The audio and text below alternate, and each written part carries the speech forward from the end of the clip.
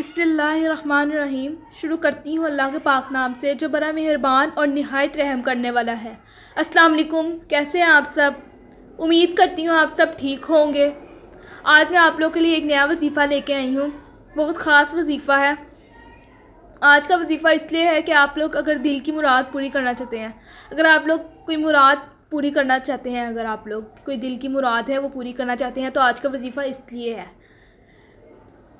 جن لوگوں کے دل کی کوئی مراد ہے، خواہش ہے، وہ آپ لوگ اس وظیفے کو پڑھنے سے آپ لوگ کی دل کی انشاءاللہ مراد پوری ہو جائے گی۔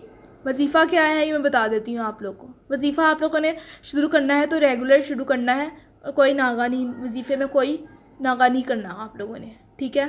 وظیفہ ہے آپ لوگوں نے سورہ نصر پڑھنی ہے۔ سورہ نصر، بسم اللہ الرحمن الرحیم۔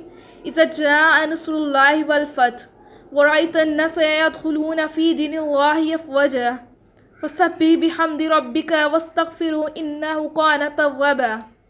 یہ آپ لوگوں نے سورہ نصر 123 مرتبہ پڑھنی ہے۔ 123 مرتبہ سورہ نصر پڑھنی ہے، اور یہ آپ لوگوں نے کتنے دن پڑھنی ہے، کتنے دن کا وظیفہ ہے یہ بھی بتا دیتی ہوں۔ یہ وظیفہ آپ لوگ ریگولر کرنا ہے آپ لوگوں نے، اور یہ وظیفہ 70 دن کا ہے۔ یہ آپ لوگوں نے 70 دن یہ وظیفہ پورا کرنا ہے۔ 70 دن تک یہ وظیفہ کرنا ہے۔ سورہ نصر 123 مرتبہ پڑھنی ہے۔